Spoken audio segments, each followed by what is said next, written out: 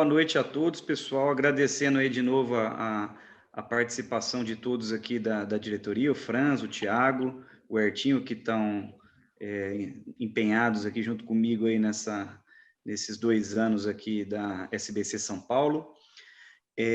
Queria agradecer aí o nosso amigo lá da escola, o Dr. Renato, que é da ortopedia, que faz essa parte acadêmica lá no setor de coluna da ortopedia da Unifesp, para proferir essa nossa aula de hoje, né? Ele vai falar sobre estenose lombar.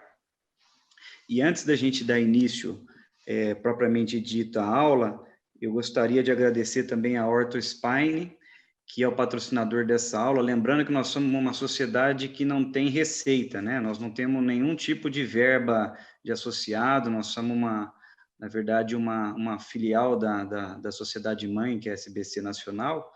Então, a gente só consegue viabilizar esse tipo de curso com base nesse tipo de patrocínio.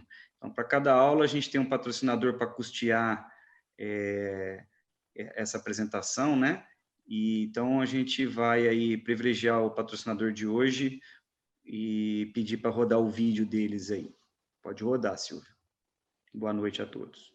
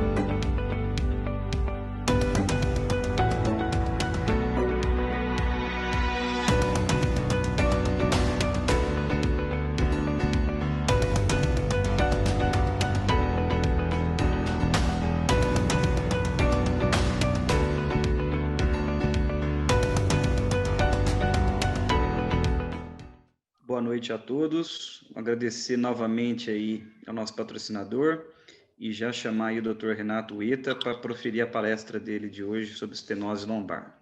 Com você aí, Renato. Boa, deixa eu compartilhar aqui.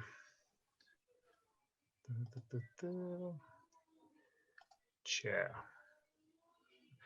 Bom,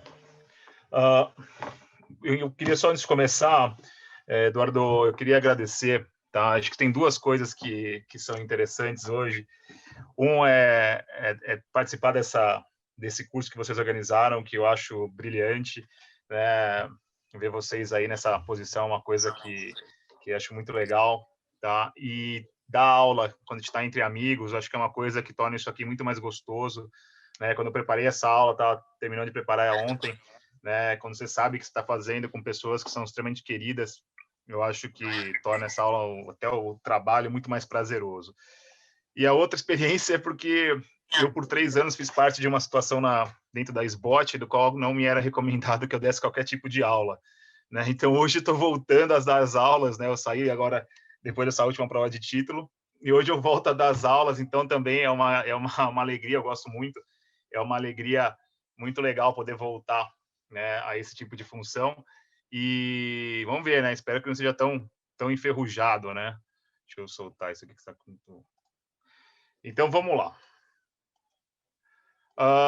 O tema que coube a mim foi falar sobre a estenose de canal lombar. E é um tema, para mim, bastante interessante, né? Eu sempre falo isso bastante dentro da nossa residência, nas visitas, que né, eu vou falar da minha área, né? Mas imagino que a neuro seja a mesma coisa, que o legal da ortopedia, o legal quando você vai fazer essas coisas que são mais práticas, é que tudo tem um pensamento muito lógico, tem um fluxo de pensamento que é muito óbvio, né? A gente não está falando de bomba de próton, canal de cálcio, quem você nunca viu, nunca vai ver, que você supõe que seja isso, né? São coisas que você entende todo, você entendendo o fluxo, você vai entender toda a doença e vai conseguir pensar e raciocinar dentro do seu tratamento.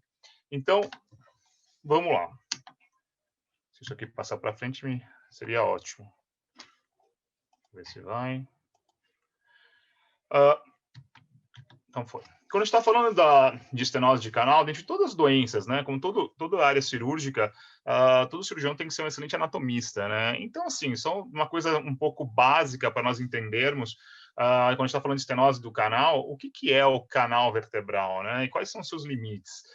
E se nós formos pensar, né, a gente tem um limite anterior, né, que é essa borda mais anterior do canal, né, que é composto, dependendo da altura que você for pensar, do disco intervertebral, né, do ligamento longitudinal posterior e do próprio corpo vertebral, né? Lembrando que o ligamento ele está na porção mais central, não necessariamente nas porções mais laterais, né?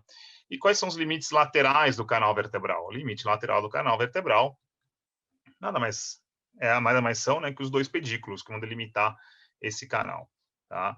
E o limite posterior vão ser tanto as facetas, pensando, né, que a faceta articular superior acaba estando mais em contato, né, com recesso, né, mas com o canal vertebral em si, tá?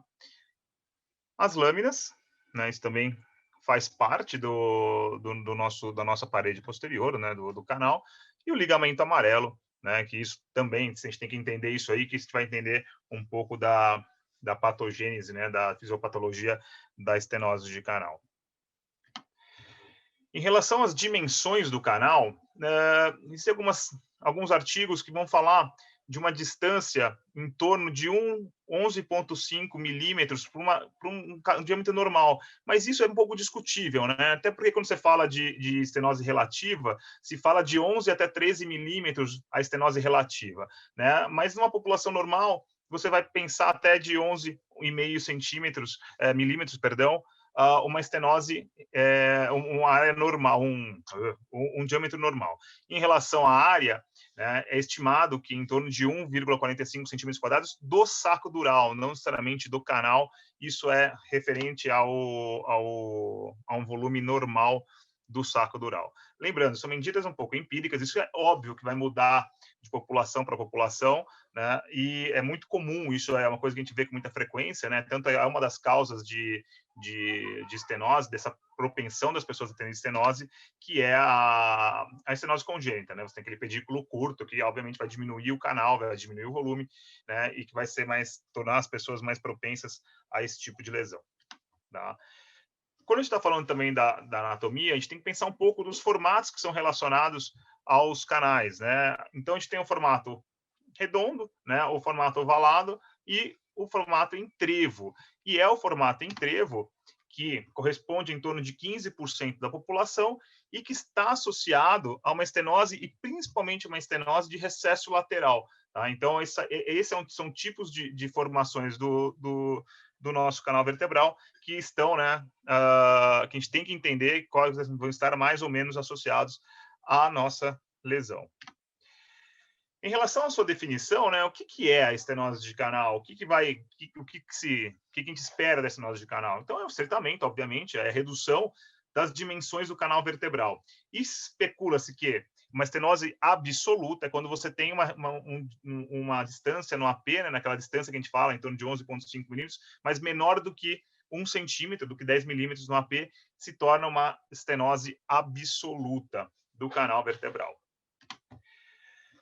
Em relação à epidemiologia da estenose vertebral, estima-se que em torno de 1,7% a 8% da população em geral, óbvio, contando todos os grupamentos etários, vão ter algum tipo de estenose, né? Seja ela relativa, seja ela absoluta. Então, você vê que é uma prevalência bastante grande na nossa população, né? E quando chega nos pacientes acima de 60 anos de idade, a quase metade dessa população vão ter algum grau de estenose. Isso são estenoses radiológicas, né? E por causa, não cauda, obviamente, degenerativa. E aí, falando um pouco da epidemiologia, ela, pensando na causa degenerativa, que talvez seja mais comum que nós vamos pegar, que nós estamos habituados a ver no nosso consultório, né, o nível L4, L5 é o mais prevalente e principalmente acometendo o sexo feminino. Então, esse é o grupamento que nós temos mais incidentes de estenose de canal. E às vezes a gente fala, né, porque é difícil, a estenose de canal, até por conta do seu quadro clínico, ele não é uma entidade que é existe uma dissociação clínico-radiológica muito importante, né? Então, não é porque você tem a estenose necessariamente que você tem o sintoma. Então, lembrando, né, o nível L4 e L5 em mulheres, isso nas causas degenerativas.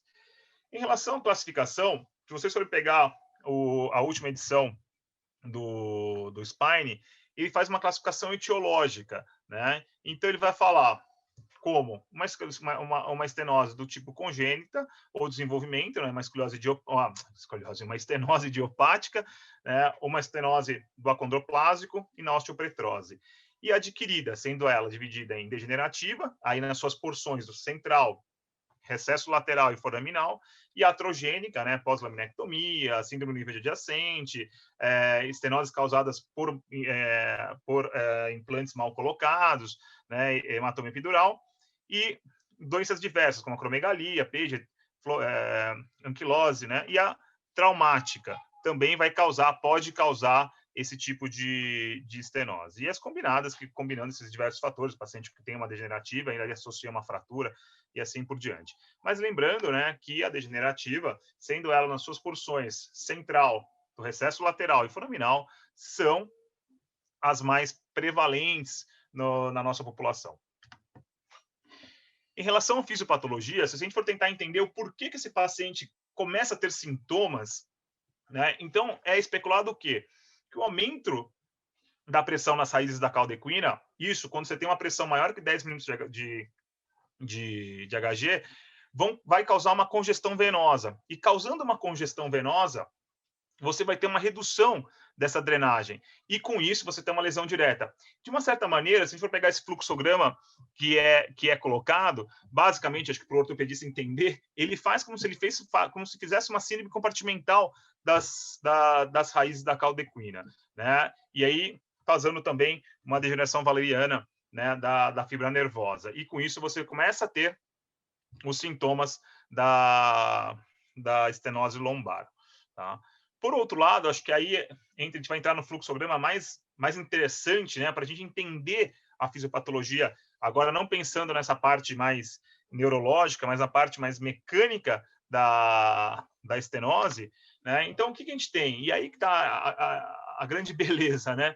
Então, você tem começa por uma degeneração do disco intervertebral, né? Obviamente, você perde um pouco, né, aquelas relações de altura de uma vértebra com a outra e vai causar uma hipermobilidade facetária. A gente tem que lembrar que a faceta é uma articulação diartrodial.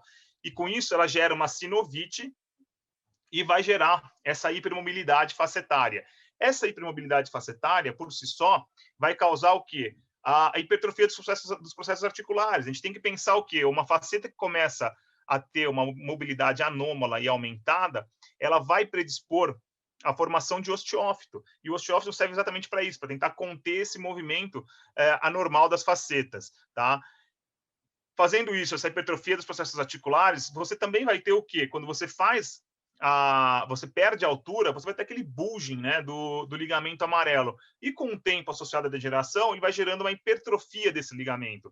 E com isso, com a hipertrofia do ligamento amarelo, com a hipertrofia, com a osteofitose facetária, associado também, né, a essa retropulsão do disco, né, dessa vez a gente fala, né, não é uma hérnia, mas esse bulging de base larga, você vai ter a redução do canal vertebral. Então, é por isso que quando você olha aquele paciente, quando você é um paciente de uma coluna boa, mas tem uma listese 4-5, você já sabe que a chance dele ter algum tipo de estenose é muito grande, não pela listese em si, mas por conta de todo esse processo degenerativo que vai levar a essas alterações, né? Então, se a gente pensar na cascata degenerativa, né, essa é uma explicação bastante lógica que a gente tem do porquê do porquê que vai acontecer os sintomas, por que vai acontecer a estenose do canal, tá? Em relação ao quadro clínico, o que a gente tem que pensar? É o que a gente fala, né? Acho que com o passar dos anos, o nosso, até por conta do nosso arsenal terapêutico, você tem mudado bastante, a gente tem sido muito mais criterioso, né? Não estou falando isso que os outros não eram, de forma alguma, mas isso para nós começou a ter um valor muito grande, né? Então, o quadro clínico de uma estenose lombar depende da localização da estenose. Tá? E ela pode ser uma estenose central, como tem essa imagem desse paciente, né? Você vê o canal completamente obliterado, né? A hipertrofia facetária, a hipertrofia do ligamento amarelo, né? Ligamento amarelo, facetas hipertrofiadas, o bulging do disco, causando uma estenose central bastante severa. Você pode ter uma estenose de recesso lateral, você vê essa hipertrofia bem na região da implantação mais lateral do ligamento amarelo, associado também, né, a uma hipertrofia facetária, e pensando principalmente na faceta articular superior da vértebra, inferior deste nível, né?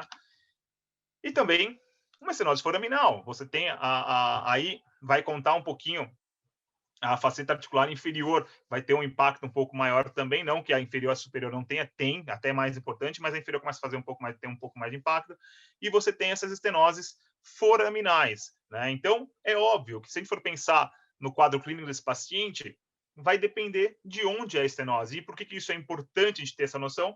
Porque isso vai direcionar muito, muito o nosso raciocínio terapêutico, tá? Então, vamos lá. Qual que é o sintoma mais comum? Vamos pensar agora num quadro geral. Dor irradiada por membros inferiores. Tá? Esse é o sintoma mais comum de um paciente com estenose de canal. Tá? Pode ser bilateral ou pode ser unilateral. E por quê? Porque dentro de todas as lesões, a estenose do recesso lateral de L4 e L5 é a mais prevalente. Então, se a gente tem uma estenose de recesso lateral, e o que representa o recesso lateral? É onde você vai estar saindo a raiz descendente, onde está saindo essa raiz. Então, uma estenose dessa porção do recesso lateral, lembrando, né? O que é o recesso lateral? É a borda medial do saco dural até a borda lateral do saco dural, perdão, até a borda medial do pedículo, que é exatamente onde está saindo a raiz. Então, você tem a estenose desse recesso, e aí você vai ter qual a raiz mais acometida? De longe, a raiz de L5. Se você pega um paciente dentro da maior prevalência da estenose de canal, a raiz de L5 é a raiz mais acometida. Tá? Isso, se a gente está pensando numa estenose de recesso lateral, que de certa forma é bastante prevalente. Mas talvez, acho que o sintoma mais famoso que existe da estenose lombar é a claudicação neurogênica. Isso aqui acho que não é nenhum mistério, isso aí é a claudicação, né? Aquela dor nos membros inferiores ao caminhar. Acho que é o sintoma mais que a gente estuda bastante, até porque a gente vai diferenciar, né, com a claudicação vascular. Ele tem algumas características que são próprias, né, da estenose lombar, que é a melhora com a flexão do tronco, né? E por quê? Porque quando você está com o tronco estendido, você tem todo, né, o bulging do ligamento amarelo, você estreita o canal, e na hora que você faz a flexão do tronco, a tendência é que esse canal se amplie, e com isso você tem uma melhora dos sintomas de um paciente. Então, é muito comum esses pacientes eles virem com o tronco mais fletido, né? E aquele que a gente fala, né? A síndrome da vitrine, né? O sinal da vitrine. Ele para, a cocora, ele se inclina para frente como se estivesse vendo uma loja. Então, em cada vitrine ele para dar uma disfarçada com relação aos seus sintomas, né? E também você tem a dor axial, né? A dor axial também é bastante prevalente. E por quê? A maioria dos casos de estenose lombar são de origem degenerativa. A gente está falando de uma artrose facetária importante, uma discopatia, né? Uma discopatia importante. Você pode ter uma dor discogênica. Então, você tem a dor axial associada também ao quadro clínico de um paciente com estenose lombar. Então, isso é muito importante, porque isso também faz parte da nossa decisão terapêutica, tá? Os sintomas esfincterianos, né, a liberação esfincteriana, a cauda-equina crônica, são sintomas raros, de casos mais avançados desses pacientes, mas também são sintomas que podem acontecer. E a gente tem que lembrar que os sintomas esfincterianos, a gente tem uma população do sexo feminino maior do que 60 anos, onde você já tem uma disfunção esfincteriana, né, perda de urina, não necessariamente por causas neurológicas, né? Então, a gente tem que saber diferenciar muito bem isso aí, tá? E a gente tem que lembrar, a estenose lombar, ela é muito associada à estenose cervical. Ela também tem essa associação, essas duas doenças são muito associadas, tá? Acho que esse quadro, acho que é um quadro que a gente usa muito, né? Dessa diferenciação entre a estenose lombar, a claudicação vascular e a claudicação neurogênica, né? Então, onde você tem a distância, ela é fixa na vascular, então ele vai andar aquele tanto e sempre naquele tanto ele vai começar a ter dor. A neurogênica, ela é variável, geralmente ele vai piorando progressivamente. Então, no começo do quadro, ele andava 2 quarteirões, e quando ele chega para você, às vezes ele não consegue ir no banheiro, que ele já começa a sentir dor, né? Só dele manter uma posição mais ereta, ele já começa a sentir dor. Você tem uma melhora, né? Quando você para na vascular, simplesmente quando você para o exercício, você para a demanda muscular, ele vai melhorar a dor, enquanto na neurogênica, você vai melhorar quando? Quando ele senta e quando ele inclina. Isso é bastante típico, né? Acho que vocês, acho que todos aqui que já estão na vida, no consultório, o paciente que fala isso é muito típico essa queixa dele pender o tronco para frente para melhorar, tá? Ele vai piorar, né, com esforço muscular na vascular, né? Então quando ele anda, e na neurogênica também, obviamente, quando ele anda, daí vem o termo claudicação, mas também com a posição mais ereta, ele também vai ter essa piora, né? E quando você vai subir uma ladeira, tende a ser pior na vascular, porque você vai aumentar a demanda muscular, e na neurogênica, não. Ele tende a ser melhor, ou na verdade, ele não se incomoda tanto, porque quando você vai subir uma ladeira, você tende a fletir um pouco mais o tronco. Mas, na verdade, é difícil um paciente fazer essa correlação, tá? Porque é meio inato. Quando você chega o paciente e fala assim, olha, piora quando você sobe a ladeira? Não, piora sim, porque para ele acha que ele está cansando mais, então ele vai ter mais dor. Mas, teoricamente, esse é um dos sintomas, né? O teste da bicicleta, né, o teste de Van Gelderen, ele é positivo, né, na claudicação vascular, porque é demanda, não tem jeito. Se tem demanda muscular, tem claudicação tem dor na claudicação vascular.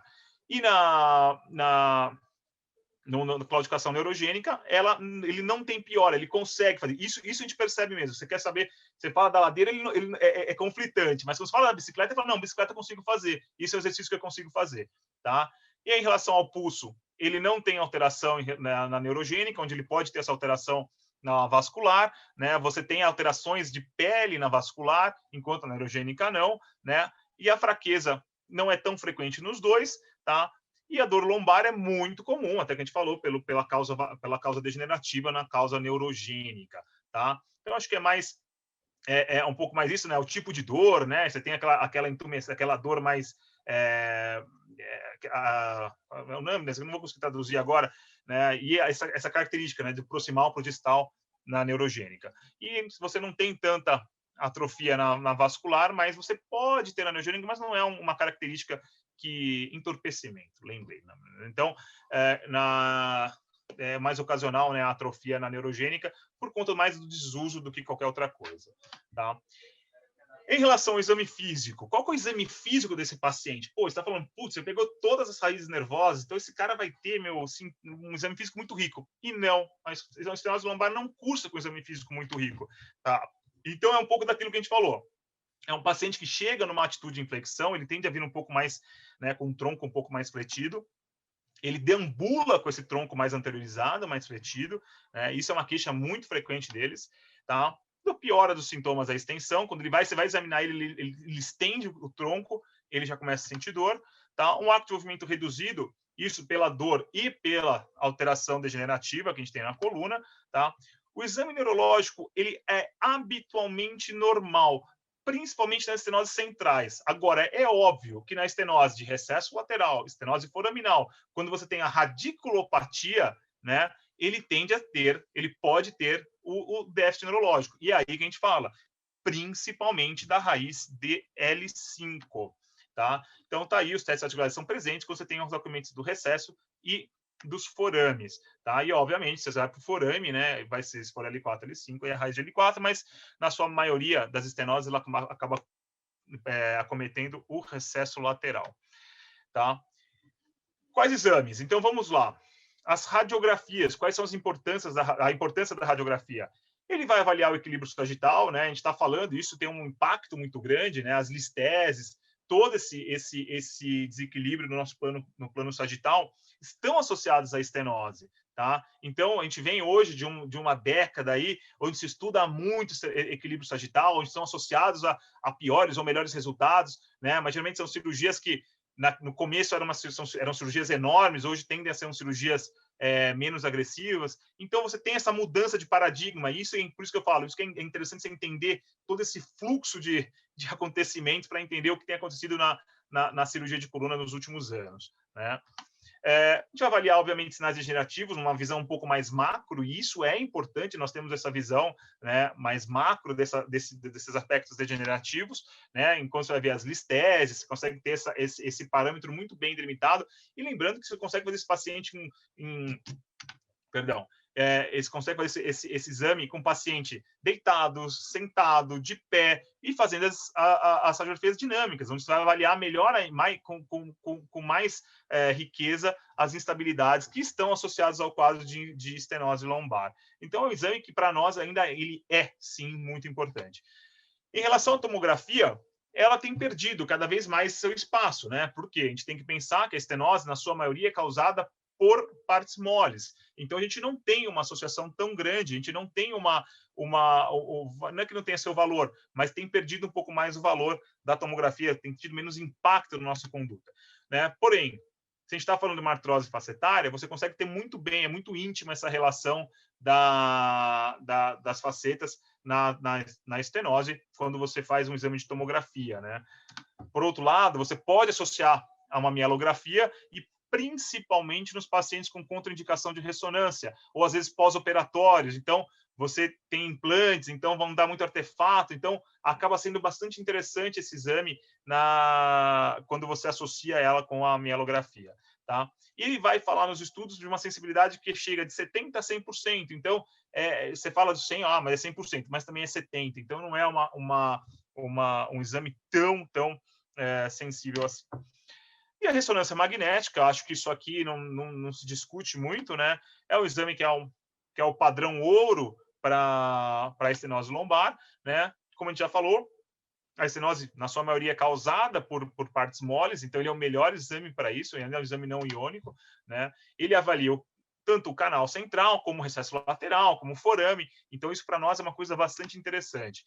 O único viés é que ele é um exame feito em uma posição supina. Se você pegar alguns estudos americanos, principalmente, eles falam que, né, quando você faz uma ressonância com carga, principalmente com carga, né, você põe em peso, você pode, né, numa posição supina, não ter a estenose, mas quando você põe carga nesse exame, ele vai ter o surgimento de uma estenose. E lembrando que o paciente tem a estenose quando ele está numa posição supina em extensão. Então, essa é um pouco a crítica que se faz da ressonância magnética, tá? Só alguns lembretes, né? como que a gente enxerga o forame? Qual é a melhor imagem que nós temos para ver o forame? Então, é um corte, geralmente num corte a gente gosta muito, né, de ver no corte sagital, para sagital, né, cortando bem o forame, né, e ponderado em T1, tá? Porque você vai realçar bem a gordura. Então, quando você tem a obturação dessa gordura, você não vê essa gordura, você sabe que esse forame ele está estenosado, tá? Por outro lado, o canal central e o recesso lateral, eles são muito bem vistos em T2. Você tem uma imagem muito semelhante com a mielografia, né? Quando você faz a ressonância magnética em T2, né? Você consegue fazer tanto essa correlação no corte sagital, corte axial, né? Onde você vai ver essa redução da coluna licórica, a hipertrofia ligamentar e facetária, as discopatias, todas as outras comemorativos degenerativos que você pode ter na estenose lombar. Né? Então, é um exame que hoje em dia é um exame bastante rico, hoje se estuda, né, fazer um exame volumétrico. Eu acho que a tendência disso é nós temos cada vez mais um arsenal muito grande dos exames. Né?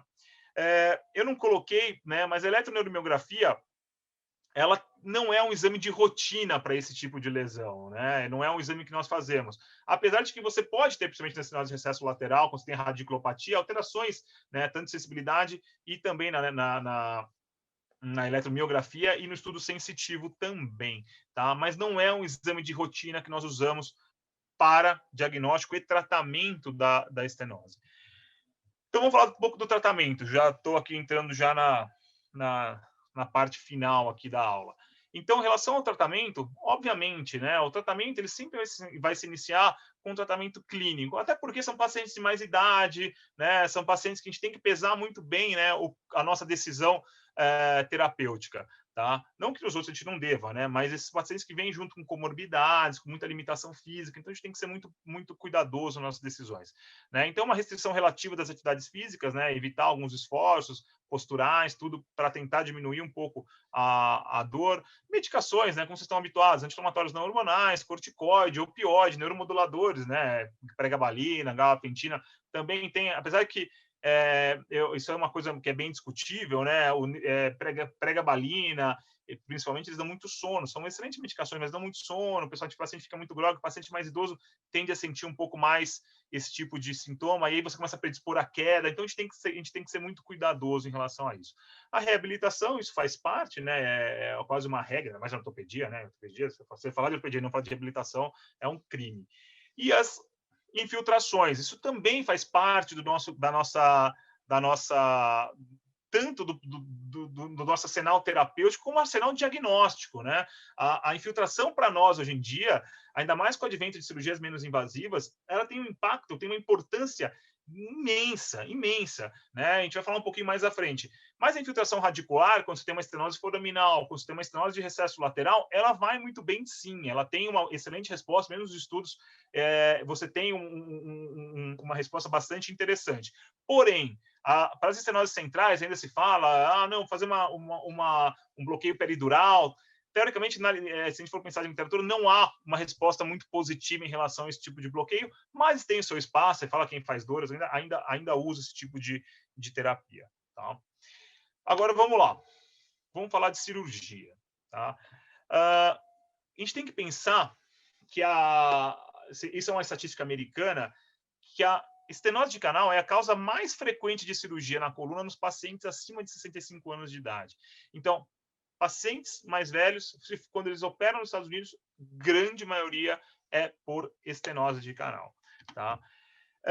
E aí impacta uma coisa muito, muito importante. Tá? E aí, estenose, essa correlação clínico-radiológica, ela tem um impacto muito grande. Por quê? Às vezes você vê aquele cara que tem uma estenose brutal e não sente nada.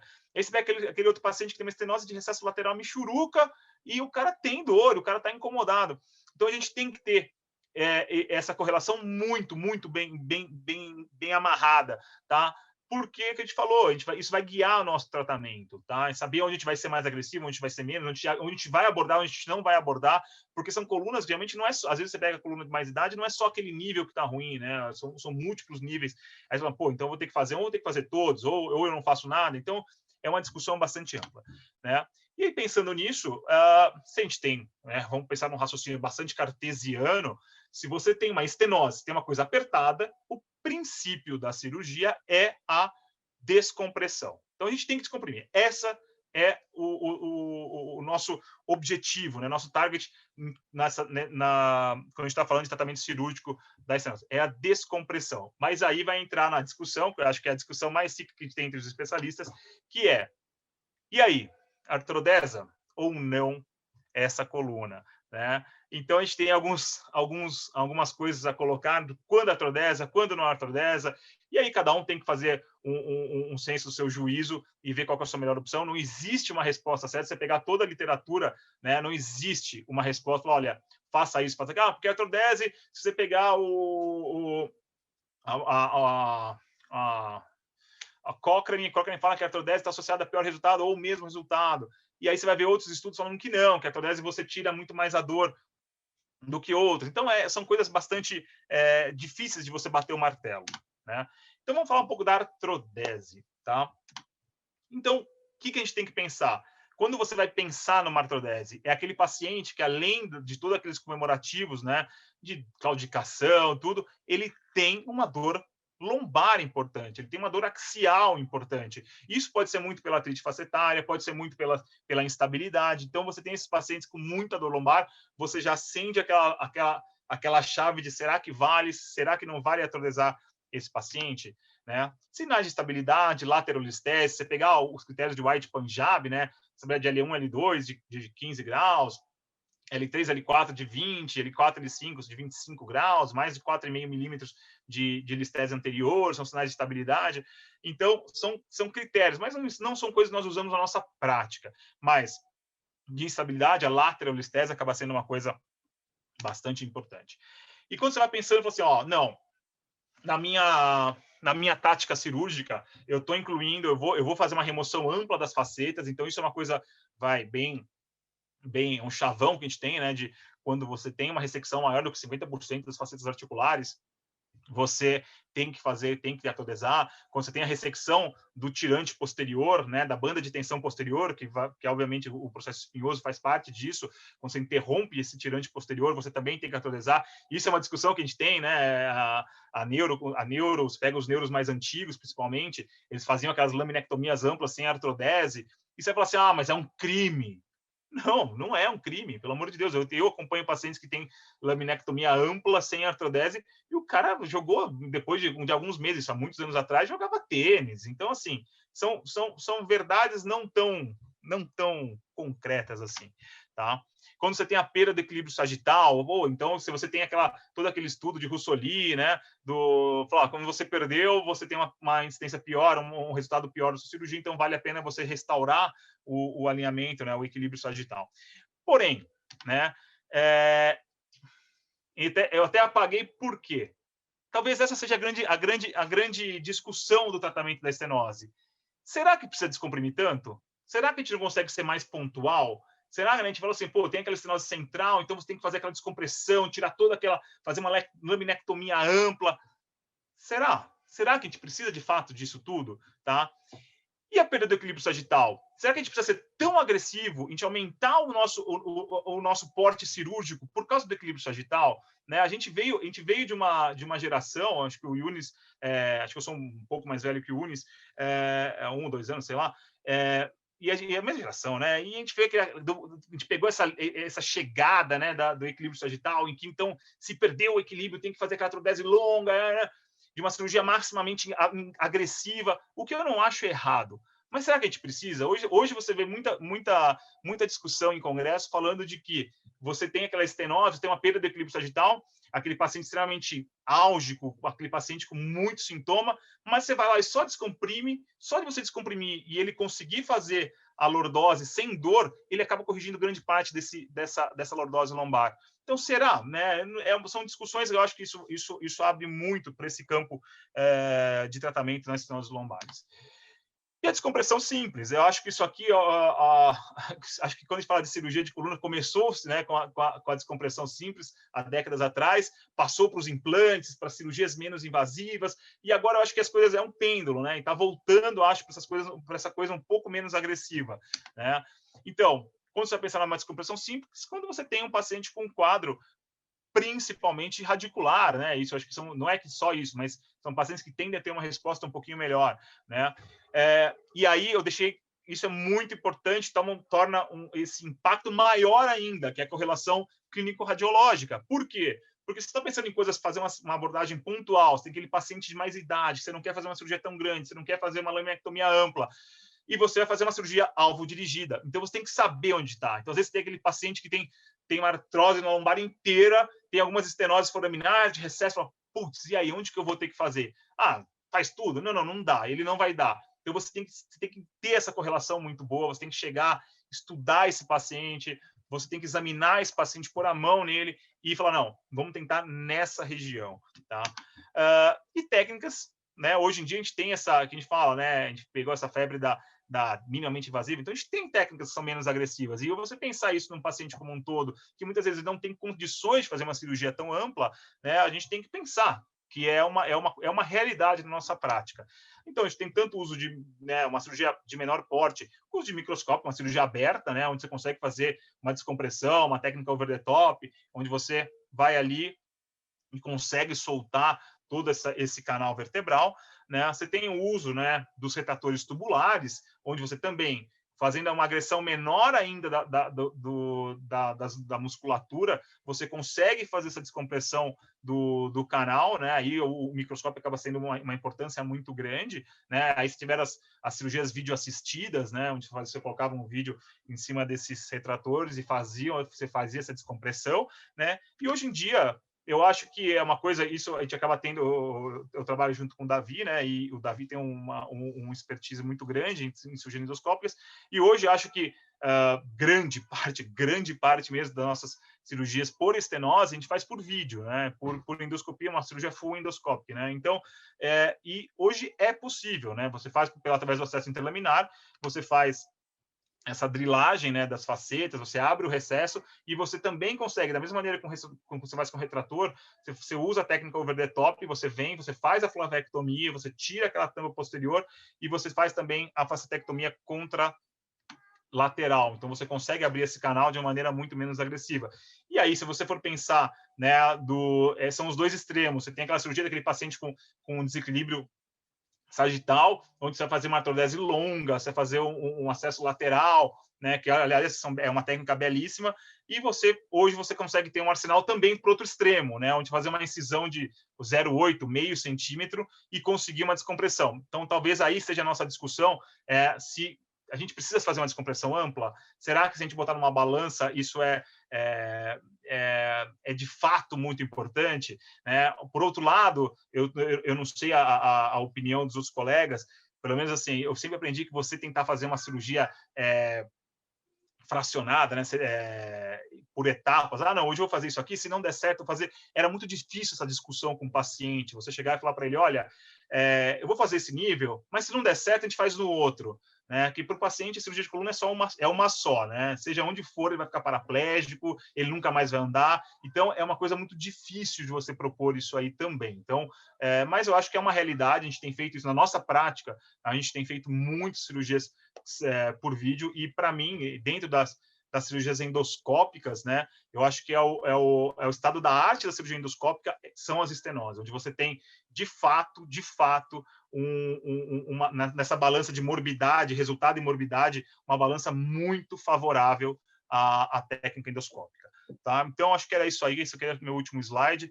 Tá? Então, abro aí para as perguntas aí. E, mais uma vez, agradeço à Regional de São Paulo, da SBC, e, putz, fico extremamente orgulhoso, né? Orgulhoso não, porque parece que eu fiz parte, não é isso não, mas eu fico extremamente feliz mesmo de ver essas pessoas que são bacanérrimas tomando frente disso e tornando a Regional de São Paulo essa pujança que ela sempre teve e vai se manter, vai aumentar mais ainda. Então, senhores, acho que é isso aí. Fico aberto aí aos questionamentos. Obrigado, Renato. A gente que agradece aí pela sua presença, tá? Realmente você é um pouquinho mais velho que eu. Você e o Franz. Não pareço, não pareço. Nós vamos abrir aqui para perguntas, tá? Enquanto o Franz vai dando uma olhadinha no chat, se tiver alguma coisa. Enquanto vai aparecendo perguntas aqui, eu já vou fazer uma, Renato. A gente que é cirurgião e lida com estenose praticamente todo dia, né, porque é muito prevalente, a gente acaba indo muito por olhar a imagem, enfim, a gente acaba não usando tanto esses critérios que você colocou. Mas talvez para os residentes aí que vão passar por prova, né, em breve aí, eu acho que talvez o Renato colocou muito bem, né, o diâmetro abaixo de 10, que é um dos critérios, e os radiologistas também, às vezes, eles colocam na ressonância, eles medem o canal, né? Então, a medida, né, abaixo de 70 milímetros quadrado é considerado uma estenose absoluta, né, na ressonância, de 70 a 100 relativa e acima de 100 o normal. Só essa dica aí, frisar para os residentes, porque isso às vezes cai em prova, tá? Se quiser complementar alguma coisa. E como é que você tem lidado com o uso de ressonância com carga? Você acha que agrega? Quando que vocês têm feito aí na prática clínica? Putz, Eduardo, eu vou te falar, vou ser muito honesto, cara. Minha prática é muito pequena com ressonância com carga, tá? Eu tive a oportunidade de ver poucas vezes, e da mesma maneira que você vê a ressonância e você sem carga, e você tem aquela dificuldade de fazer a correlação clínico-radiológica, com carga você também tem, entendeu? Que aparecem outras coisas, aparecem outras coisas em outros lugares que você também não esperaria. Também, aí eu acho que a gente não tem critério ainda para chegar e falar, olha, vale a pena. E se mudou isso, vale a pena abordar. E se não mudou, não vale. A gente não tem esse parâmetro. Então, talvez ele te dá mais informação para te confundir neste momento. Mas eu acho que a tendência é você criar protocolos e criar, né, rotinas para avaliação. Mas como a gente não tem, para mim ainda, eu sou um pouco crítico nesse sentido, não no sentido que não vai ser útil. Eu acho que vai ser útil, mas ainda não é. Eu acho bacana esse negócio aí. O Eduardo, você perguntou, o Renato também falou, né? Eu vou passar um pouco da minha experiência que eu já tive. Eu tive alguns casinhos assim, como você falou, Renato. Às vezes você tem um pacientinho lá que tem uma estenose frustra, né? Mas tem muita clínica. E aqui em São Paulo, não sei se em Ribeirão a Ayrton pode falar, mas em São Paulo mesmo é difícil ter lugar que faz bem nessa parte de ressonância com carga. E eu tive uma experiência boa com o pessoal da BP. Eu lembro bem de um caso assim que realmente tinha uma ressonância bem frustra, né? Um senhorzinho com muita queixa, e você via assim um exame, aquele exame, poxa, é um pacientinho que, né, sugeria muito tratamento conservador pelo exame de imagem, mas que clinicamente muito miserável, né? Pedi para fazer esse exame com carga, eles fazem direitinho o cálculo do volume da área do canal, e eu me impressionei, foi uma perda de uns 30%, né, do diâmetro da área do canal, e realmente você vendo a imagem dinâmica, né, isso me convenceu a ser um caso cirúrgico, né, pela clínica e pelo resultado do exame depois de carga. Eu não sei se Eduardo pede para algum outro lugar. Quando eu costumo pedir, de vez em quando, né, é raro, eu também concordo, acho que é pouco, é difícil, né, a gente recorrer a esse exame, mas em alguns casos acho que pode ser útil. Os casos que eu solicitei também foi aí no laboratório que você citou, mas eu achei interessante porque o Hertinho vai lembrar, eu acho que todo mundo aqui que estava no último curso do professor Elton lá em Ribeirão, o último presencial, né? Que foi uma comitiva italiana, veio uma cirurgiã italiana, e ela falava muito desse componente dinâmico da estenose, né? E eu acho que isso, com o tempo, talvez seja uma das coisas que traga alguma orientação em relação à fusão e não fusão, porque todos os trabalhos que a gente vê de fator preditivo para melhora, o que a gente tem na literatura é o quê? Quem que vai melhorar? Qual paciente que melhora mais? Isso não está relacionado mais à técnica, isso está relacionado mais ao sintoma, né? O paciente que claudica, o paciente que tem dor na perna, ele é o que mais melhora, independente da técnica. Aí vem aquelas nuances, esse aqui, a gente sabe que tem aquele grupo ali que a gente fica na dúvida, mas talvez melhoraria mais se fundisse, ou não precisaria fundir, a gente agregou morbidade, enfim. E essa questão do componente dinâmico, né, talvez seja uma das coisas que ajude, né, porque se ele tem na movimentação, no bund do disco, naquele jogo, uma piora do canal, seja uma consideração maior para uma fusão do que talvez aquele paciente que já tem uma artrose muito avançada e, na verdade, a fusão, né, que é, na verdade, a nossa anquilose, que é o fenômeno natural, já foi feito e já estabilizou o segmento e a gente só não precisa instabilizar. Então, é essa nuance, né, que teoricamente é fácil da gente entender, agora na prática, né, na prática a teoria é diferente. E só citando, continuando nessa linha de trabalho, né, tem um trabalho interessante que o autor fez uma revisão sistemática, pesquisando o fator preditivo para o paciente bem com artrodese. Então, usava colete lá 6 semanas antes, por um período de 6 semanas, não funciona o colete, se ele melhora ou não melhora com colete, bloqueio facetário, discografia, tudo quanto é critério desses, nenhum tem uma correlação positiva. Faz isso antes que esse aqui vai ter que artrodesar ou não. Essa resposta a gente também não vê. Então, como o doutor Renato falou muito bem, é uma coisa que eu acho que depende muito, muito mesmo do feeling e do exame, de você acompanhar e testar. Eu também gosto muito de fazer teste terapêutico, porque o pessoal fala, você vai infiltrar uma estenose, você vai curar o cara com estenose? Não é isso. O paciente, às vezes, ele tem uma crise e ele sai da crise, você ajuda ele a sair da crise. Dali um tempo ele tem outra. Uma coisa é o paciente ter uma crise por ano, outra coisa é ele ter uma crise a cada 2, 3 meses. Se ele tiver uma crise por ano, eu consigo tratar ele, um velhinho de 80 anos, infiltrando, é melhor do que operar. Agora, com o tempo, né, o seu prontuário vai ficando mais longo e você vai entendendo melhor esse paciente. Então, eu acho que é um recurso bem legal isso aí que o Renato comentou. Só deixa eu colocar aí algumas considerações. Eu achei a aula fantástica, Renato, parabéns. O exame físico na estenose ele é fundamental. A hora que você vai ver um caso de estenose, é difícil a gente ter estenose em um único nível. Geralmente você vai ver a ressonância, você tem alguns níveis, tá? A hora que o Renato acabou a aula dizendo lá que a endoscopia, puta, é fantástico, o estado da arte, eu sou suspeito porque eu também concordo com você, cara. Eu também acho a endoscopia uma técnica cirúrgica fantástica. O grande problema é o seguinte, quando a gente tem aí 2, 3 níveis de estenose, a endoscopia já começa a ficar um pouquinho complicada. Nesses casos, o exame físico e a ressonância dinâmica ajudam demais. Então, assim, a ressonância dinâmica é um exame com carga, quer dizer, né? Então, a ressonância com carga eu faço em praticamente todos os pacientes.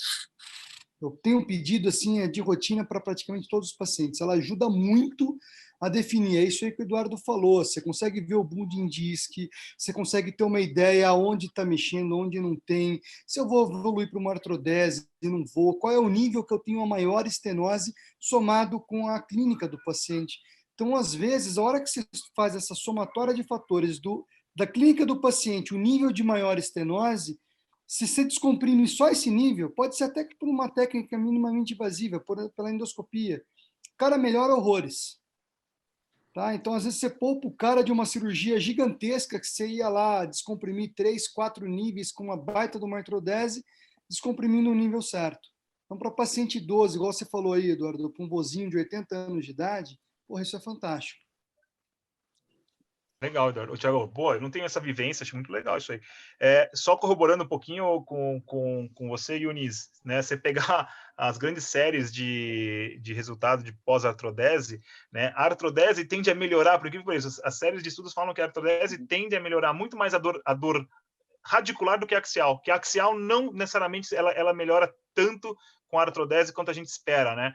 Mas é aquilo, aí eu acho, talvez, isso é o que eu falo, aprendi bastante, só essa pequena discussão da radiografia dinâmica, de ressonância, perdão, com carga, né? Porque eu não tenho essa, não preciso ficar aqui fazendo meia palavra, não tenho essa prática, e é exatamente isso. Se a gente está pensando em ser mais alvo dirigido, talvez eu tenha que mudar um pouco a minha cabeça, porque eu acho que se você tem um exame que pode dar informação para você ser menos agressivo, eu acho que só essa discussão já é uma coisa bastante válida. Renato, parabéns pela aula, como sempre aí, as aulas muito boas, as figuras cada vez melhores. Parabéns, cara. Aquela figura lá da extensão de aumentar o canal é o que tem que ficar na cabeça de quem está aprendendo o que é estenose, né? E aprendendo como a gente tem que deixar o canal pós-cirúrgico, né? A gente tem que tentar deixar o canal pós-cirúrgico como se você estivesse deixando naquela flexão. Bom, a questão do bloqueio aí, que é a primeira coisa que o Eduardo colocou, tem coisas que no dia a dia não são publicáveis e não tem como você medir. Mas a fisiopatologia da doença já justifica muito. Como você disse lá do início, você tem uma estenose, você tem uma estase venosa, essa estase venosa vai causar muita atividade inflamatória, nós vamos ter toda aquela cascata inflamatória, hipertrofia, mais inflamação, e você entra num ciclo vicioso. Quando você faz um bloqueio, a infiltração, como vocês falam aí, que a gente chama de bloqueio, principalmente o bloqueio sacral ou peridural, nós estamos tirando essa inflamação. E se você está tirando essa inflamação, de alguma forma você está bloqueando essa cascata cíclica que você está criando. Eu nunca vi nada publicado, mas na experiência do dia a dia, eu tenho conseguido resultados bons e muitas vezes nem operado alguns pacientes, né? Paciente com marca-passo, aquele paciente que você não tem como investir muito, não custa fazer uma coisa que é de baixa agressividade e que você melhora bastante. Então, assim, tem coisas que no dia a dia, desde que você não prejudique o doente, eu acho que você pode lançar a mão para tentar ajudá-lo. Essa a experiência que eu tenho com o bloqueio é muito boa e eu acredito que ele interfira nessa fisiopatologia da estenose lombar. Com relação à radiografia dinâmica, eu faço desde que o paciente tenha condições de fazer a flexo-extensão. Você pegar um paciente de 92 anos e conseguir que ele faça uma flexo-extensão bem feita, manda a foto para mim, porque eu vou precisar para colocar em alguma aula, porque é difícil você conseguir, né? E aí calha essa ressonância que nós estamos fazendo agora, que a gente chama com carga ou com hiperextensão, né? Eu acho que essa aí, ela vem para ficar, nós vamos usar cada vez mais. Aqui em Ribeirão, tentei fazer com um coxim hiperextensão, não ficou bom. Nós desenvolvemos uma tração só com parte não metálica para o paciente fazer a tração durante a ressonância, também não calhou muito bem. Então, aqui nós não temos esse hábito por falta de pessoas capacitadas para fazer. Mas eu acho que isso aí vai ocupar, com o tempo, o lugar da radiografia dinâmica no idoso. Eu não vejo sentido de fazer radiografia dinâmica em idoso acima de 70, 80 anos, ou aquele que tem uma parte funcional baixa, né? Outra coisa que você falou que eu concordo plenamente, o estado da arte, é a endoscópica. Como o Tiago falou, quando é 2, 3 níveis, como se faz? Aí é um problema nacional. Nós não temos no Brasil material de grande calibre para fazer. Aí fora nós já temos endoscópios que permitem passar Carrinson 4, Carrinson 5, que eu acho que aí vai entrar na velocidade cirúrgica que a gente quer, né? Hoje, se você tem 2, 3 níveis para fazer, demora muito tempo. Com esse material chegando, eu acredito que nós vamos resolver esse problema. Já tem aí fora óticas com diâmetro interno de 7,1, né? Então, eu acho que aí nós vamos começar a voar abaixo nas estenoses, como nós estamos voando no Brasil na endoscópica para hérnia, transforaminal e até interlaminar, né? Eu acho que isso aí é muito interessante. Aqui, nós temos uma casuística muito alta de transespinhoso, que você não citou na aula aí, que a gente faz muito, e eu vejo que em São Paulo vocês não têm muito essa cultura.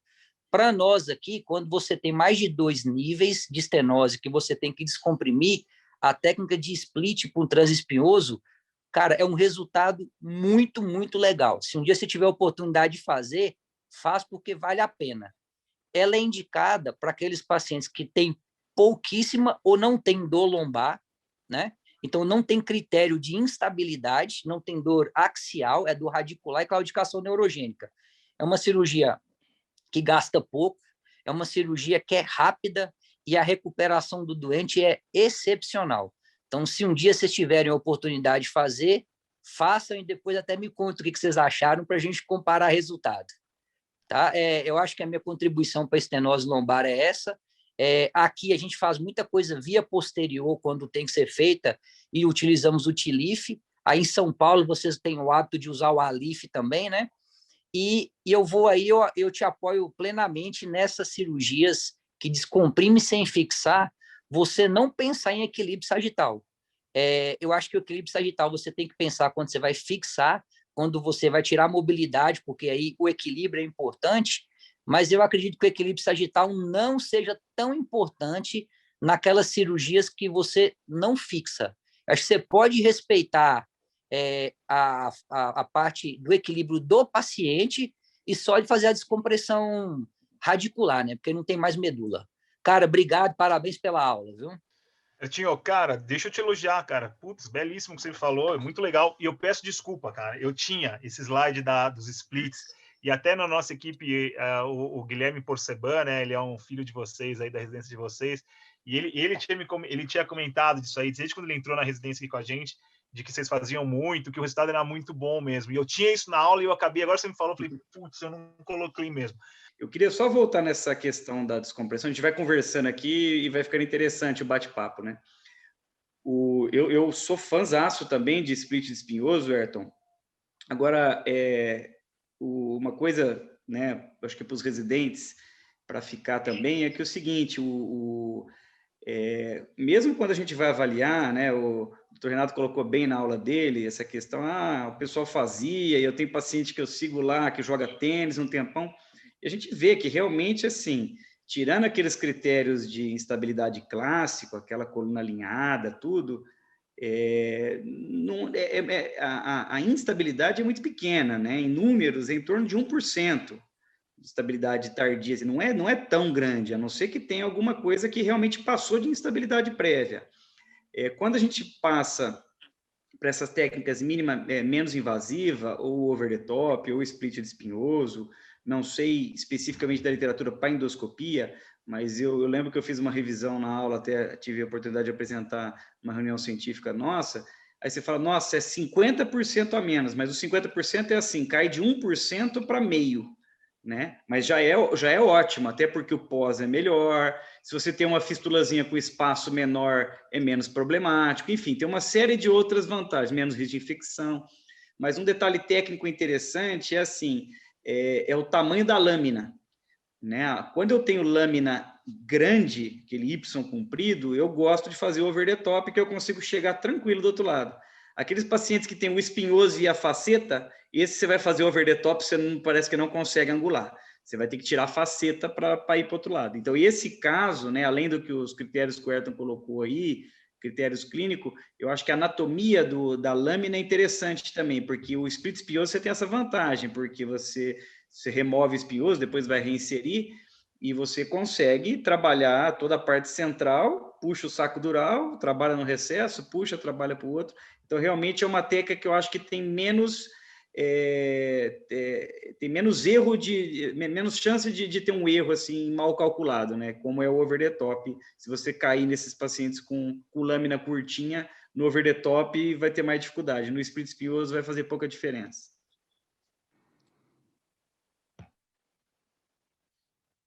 Eu vou aproveitar e comentar, até parabenizar o Renato, com relação à avaliação da ressonância. Renato, você está de parabéns aí, vejo que a sua base ortopédica é muito boa.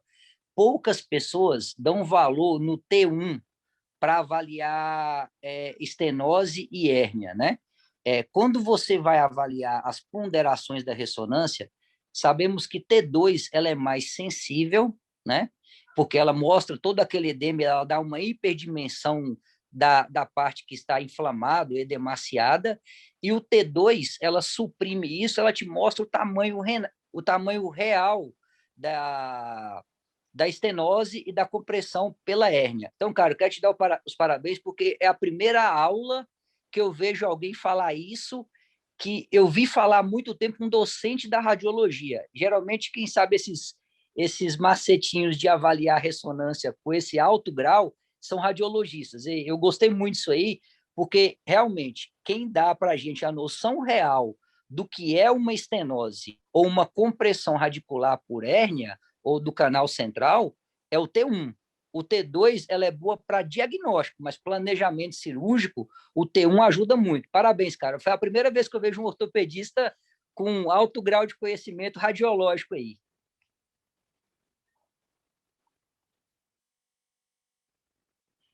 Segundo nosso deputado lá, né, ortopedista com alto grau de conhecimento de alguma coisa já é uma coisa rara. Eu ia comentar isso, né, que o senador Otto de Alencar falou que o ortopedista não é médico, né, então deixar o o meu relato aqui, já que a coluna é interessante que a gente consegue ter duas áreas muito fortes da medicina juntos, né? E não só vocês são muito médico, como assim, eu acho que a chance que a gente tem de aprender mais é com a especialidade que a gente não tem a base, né? Eu falo isso assim, eu aprendi e continuo aprendendo muito com os ortopedistas, porque conceitos novos que eu não tinha na neurocirurgia, lógico, você sempre aprende com um neurocirurgião mais experiente, trocando ideia, mas assim, a gente tende a ficar muito no mundo do nervo, né? E quando a gente começa a andar com os ortopedistas, a gente começa a fazer uma artrodese mais bem feita, entender um pouco mais de biomecânica, equilíbrio. Então, eu acho que a coluna é legal porque ela tem uma imbricação muito grande das especialidades e quando consegue trabalhar junto, funciona muito bem. Tem algumas doenças que é fundamental que a gente trabalhe com as duas disciplinas em conjunto.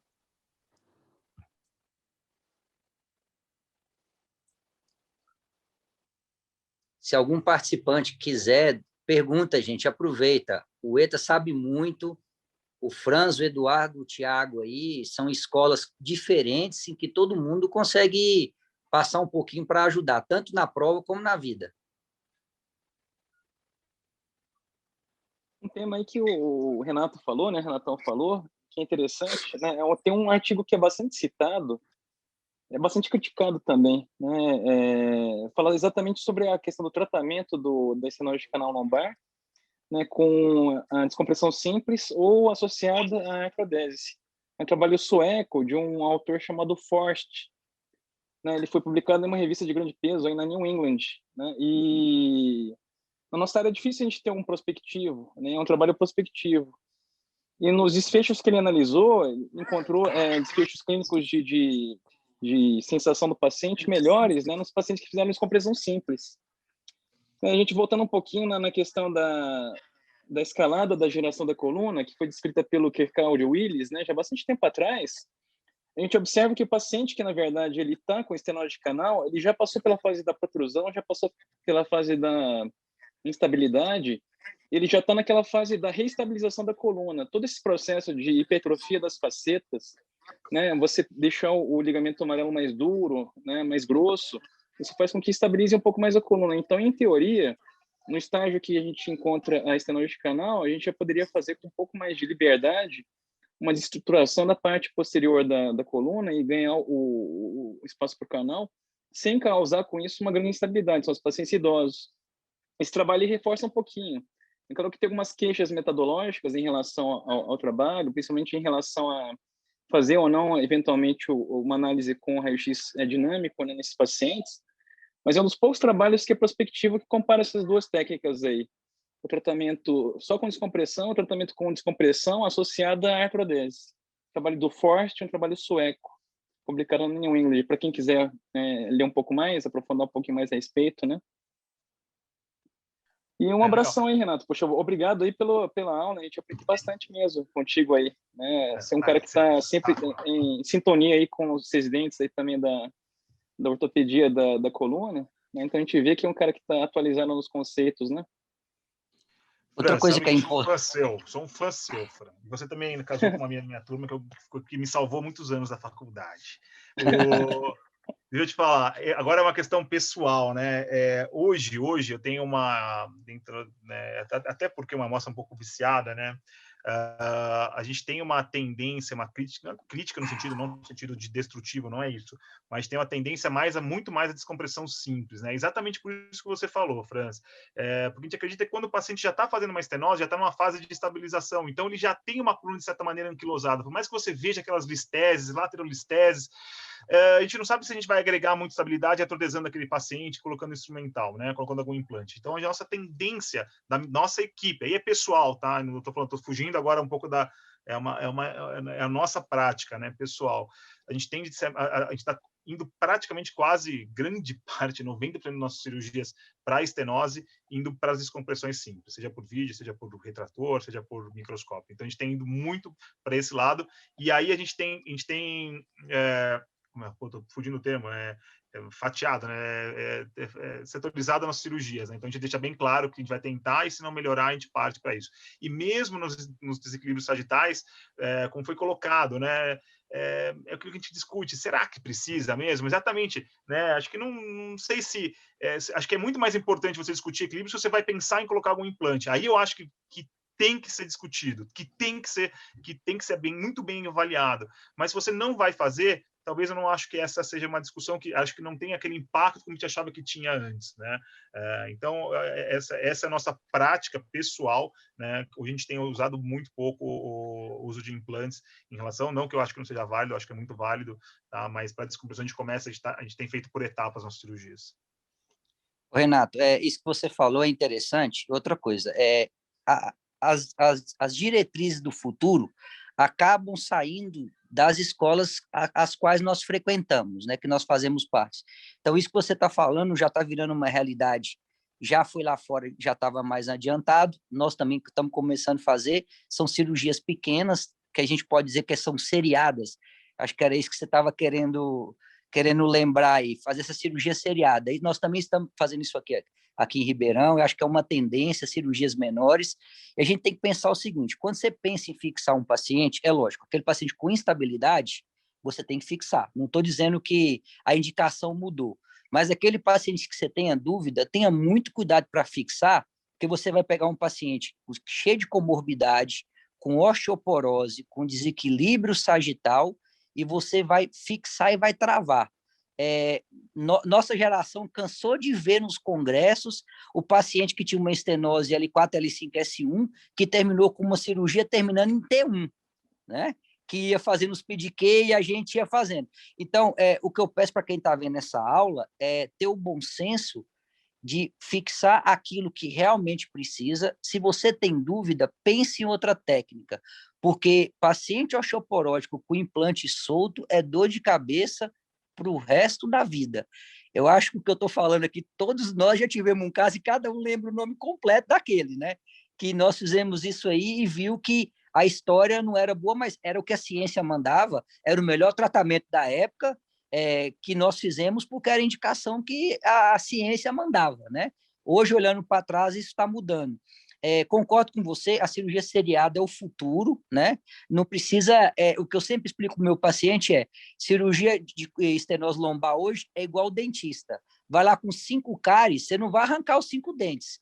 Você vai fazer um canal em um, obturação em outro, talvez o outro você deixe ele lá quietinho e faz alguma coisa para ele parar de doer, você não sai arrancando todos os dentes, que seriam a artrodese, né? É o exemplo que eu achei melhor para explicar para meus pacientes, para eles entenderem que muitas vezes você tem que voltar no dentista 3, 4 vezes para fazer obturação, mas é melhor do que arrancar o dente de uma vez. Foi um dia que eu achei que melhor explica isso aí.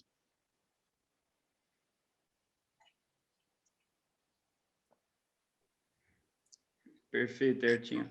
Tem uma pergunta no chat aqui, eu vou ler aqui. Existe alguma abordagem propedêutica que nos ajude a definir o tamanho da artrodese, ou se corrigimos ou não o desequilíbrio sagital em pacientes desequilibrados? Eu vou dar a minha opinião, mas acho que vocês têm uma vivência muito maior do que a minha. Particularmente, a gente não leva tanto em consideração o desequilíbrio sagital nos pacientes com estenose, porque a própria fisiopatologia da estenose já te leva a uma flexão de tronco. Então, às vezes, a gente tende a fazer a descompressão e ver como é que esse paciente vai reagir, né? É uma coisa que a gente sempre gosta de falar, né? A dor axial, ela é multifatorial. A dor axial é multifatorial. Então, assim, seria muita potência achar que a gente vai fazer uma cirurgia e vai acabar com a dor axial. Então, talvez, por isso que a gente tende a ser muito mais específico nas descompressões radiculares, descompressão das estruturas neurais. Agora, em relação à dor axial, por conta de onde veio essa grande força, né, do desequilíbrio sagital, a gente não tem levado tanto isso, não tem uma propedêutica, falar assim, olha, esse vale, esse não vale, não tenho tanto essa expertise. Aí eu acho que vocês vão ter muito mais do que eu. Tiago, você quer falar alguma coisa? Tiago também tem experiência com... Cadê o Tiagão? Tá sumido aí. Bom, acho que ele falou que tinha que botar as crianças para dormir e ele teve que sair. O desequilíbrio sagital, tocando isso, eu concordo 100% com vocês aí, até porque quando a gente vê essas catástrofes de desequilíbrio, aqueles SVA mais do que 10, mais do que 15, você pode ver que tem parafuso no meio. Então, assim, a natureza não consegue fazer esses desequilíbrios, cara. É o ser humano que faz, na imensa maioria das vezes. Porque você pega um paciente com dor e faz um raio-x, pô, se você ficar torto e mandar bater um raio-x, você vai ter escoliose no raio-x. Então, tem muito efeito da própria contratura, de tudo isso, na avaliação pré. Aí soma com o que o Artinho falou. Aí você vai lá, escolhe mal o seu nível de fusão. No paciente que estava no começo, talvez um desequilíbrio, que é o que a doença faz. Você tira aquele poder compensatório que ele tinha. E muitas vezes ainda pode ter um problema ali de fusão errada, com ângulo errado. Então, eu concordo 100% em relação assim. Eu acho que o equilíbrio ele é fundamental de você estudar quando você propõe artrodese. Se você vai artrodesar, você tem que saber o que você vai fazer, porque senão você vai gerar um desequilíbrio por causa da sua cirurgia. Agora, uma estenose sem grandes comemorativos de instabilidade, eu me preocupo pouco. E eu ainda faço muito daquelas laminé quando precisa e também explico, né? Falo, ó, é melhor a gente ter o que fazer do que fazer a mais, né? Eu tenho uma experiência legal com isso aí, porque eu peguei toda essa transição, né? As estenoses lombar, quando ela tinha 3, 4 níveis ali, você ia de L1 a S1, fazia uma haste hiperlordótica, jogava o paciente para trás, o paciente que não tinha lordose lombar, saía com lordose lombar de 40, e parecia que era a solução para os problemas, né? Colocava cage, tilífio, plífio onde dava, fazia uma reconstrução lombar e não prestava atenção no paciente. Depois de um tempo, chegou-se na conclusão que teria que ir até T10, que era o que você puxava a torácica para ajudar a fazer o equilíbrio sagital. Também a gente viu que não resolveu muita coisa, né? Eu não vou nem discutir a questão de durava uns anos a mais. Aí não vou discutir a questão de queijo, porque aí depende muito do planejamento cirúrgico, mão do cirurgião. Bom, aí depois que eu passei por isso tudo e vi que realmente muitos pacientes ficavam até piores, tinha PDQ, você tinha que ir até T1, eu comecei a analisar o seguinte: durante a anamnese do paciente, que você tira a história, você tem que tentar descobrir qual é o componente da dor dele, a dor axial, essa é a claudicação neurogênica, e ter um padrão que sugere desequilíbrio sagital, que é aquele paciente que acorda bem, ele começa a andar e no final do dia ou no entardecer ele está com muita dor lombar. Isso significa que a musculatura lombar dele foi muito utilizada para tentar manter o equilíbrio sagital, né? Então, se você tem esse perfil de paciente que você tem essa dor lombar, que mostra instabilidade, que a musculatura está espástica, que é mais vespertina, aí você está pensando em artrodesar.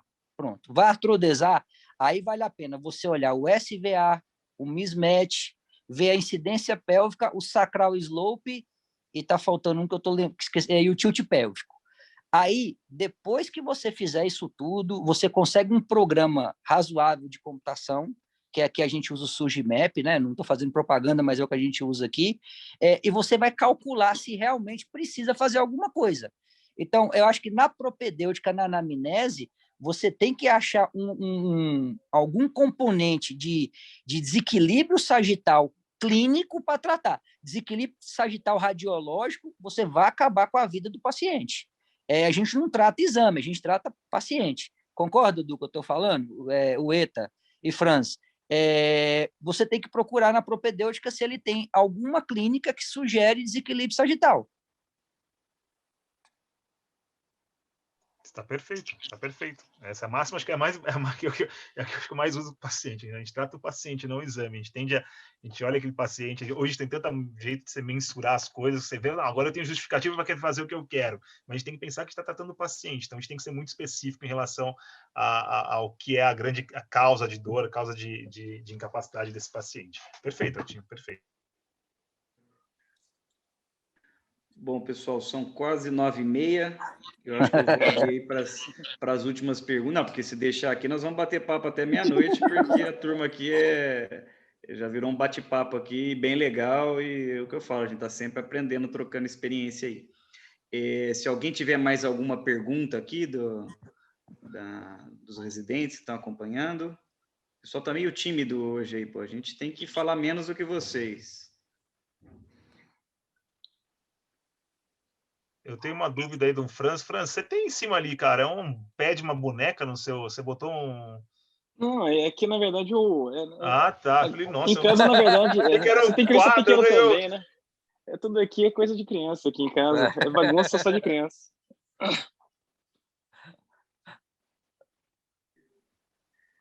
Bom, Renato, vou te agradecer novamente aí, cara. Você, além de colega, é um amigo nosso aí da universidade. Estão se topando pouco agora aí, porque ninguém está indo, só vai fazer os seus casinhos aí quando precisa operar e ninguém está ficando dando muita bobeira em hospital a essa altura do campeonato, né?